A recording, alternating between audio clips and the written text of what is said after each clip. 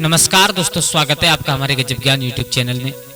दोस्तों, आज हम आप लोगों के सामने बड़ी ही मोटिवेशनल, बड़ी ही ज्ञानवर्धक कहानी लेकर के आए हैं। ये कहानी हम और आपको बहुत कुछ सिखा करके जाने वाली है।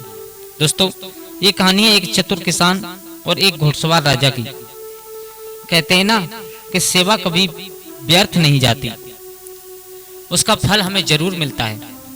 दोस्तों, दूसरों की सेवा करना, दूसरों की सहायता करना, इससे बड़ा कोई धर्म नहीं होता है।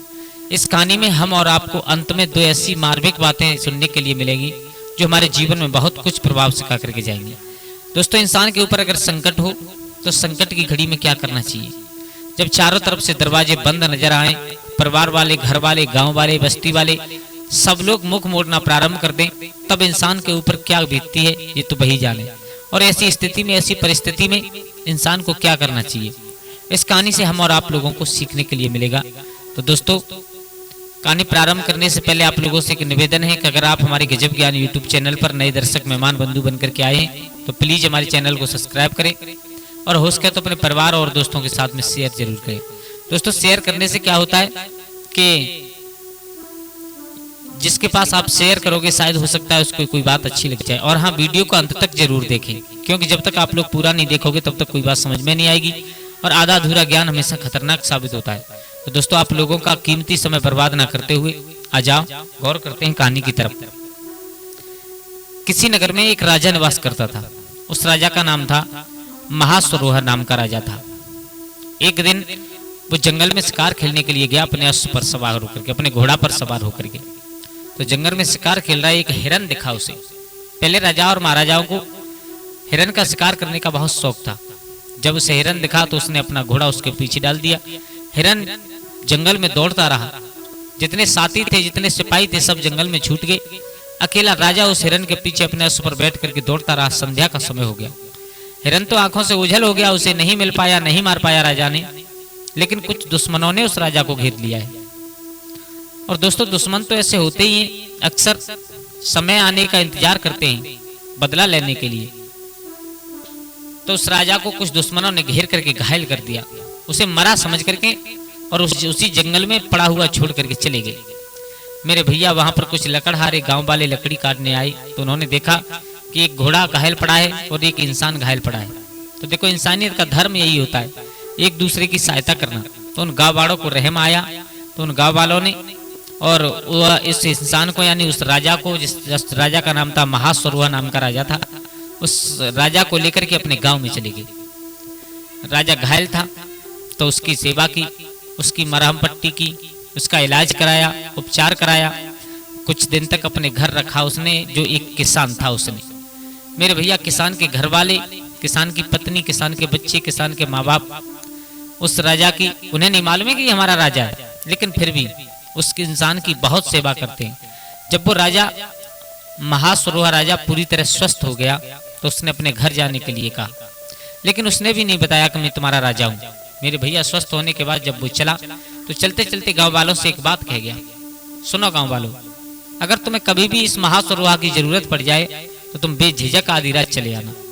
और जिस किसान के घर में रहा उससे हाथ जोड़ करके बार बार धन्यवाद किया कि तुमने हमारी जान बचाई। अगर तुम नहीं होते तो आज शायद हम इस दुनिया में जिंदा नहीं होते।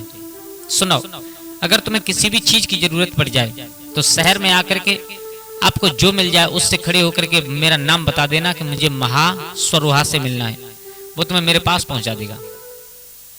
जब वो राजा चला गया वहां से, अपने नगर में जाकर के रहने लगा अपने पत्नी और बच्चों के साथ। तो कुछ समय बीतने के बाद और उस राजा ने गांव वालों के ऊपर कर बढ़ाया है। हाँ दोस्तों, कर बढ़ाया है, टैक्स बढ़ाया है। और जब कर बढ़ाया तो गांव वाले दुखी हो गए। अब गांव वालों को मालूम पड़ गया कि जिसकी हमने सेवा की थी, इसकी जान बचाई थी, वो हमारा राजा था। मालूम कैसे पड़ गया कि जब गांव वाले, गांव में जब सिपाही लोग गांव में कहने के लिए आए कि हमारे महाराज महासरोह का आदेश है कि आपसे अब दुगना कर वसूला जाएगा।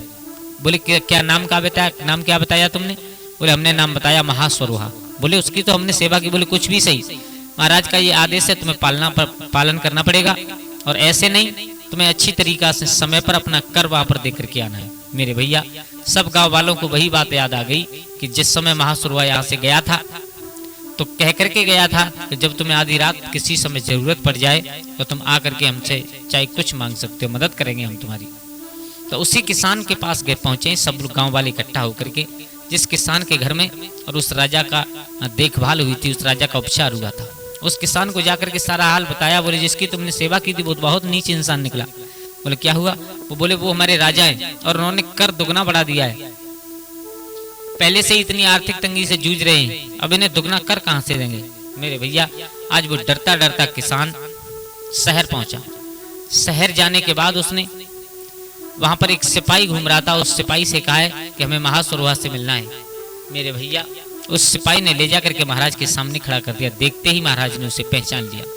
पहचाना, बोले किसान तुम कैसे? सारा हाल बताया। बोले महाराज आपने टैक्स बढ़ा दिया हमारे गांव वालों पर, और पहले से ही हम लोग इतनी आर्थिक तंगी से जूझ रहे हैं, इतने परेशान हैं, पहले से ही परिवार का पालन करना बहुत मुसीबत लगता है, और अब आपने टैक्स और बढ़ा दिया, ऐसी हालत में हम क्या करें?